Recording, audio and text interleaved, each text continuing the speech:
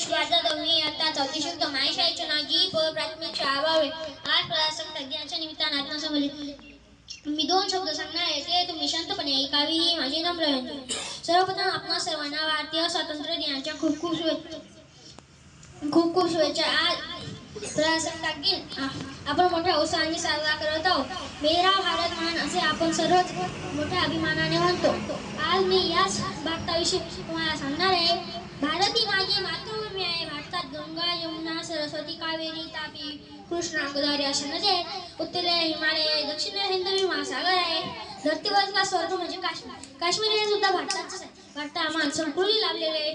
भारत ही महापुरुषांची वीरभूमी. अनेक थोरवीरांनी, शूरवीरांनी, महापुरुषांनी आपल्या बलिदानातून, आपल्या कार्यातून त्याला महान बनवले आहे. अनेक संतांच्या भक्ती रसातून ही भूमी पवित्र झाली. अशा आपल्या भारत देशात अनेक जाती धर्मांचे पंथांचे लोक एकत्र राहतात. शेवटी एवढेच म्हणेन, जहाँ डाल डाल पर सोने की चिड़िया करती है बसेरा, ओ भारत देश है मेरा, ओ भारत देश है मेरा. जय हिंद.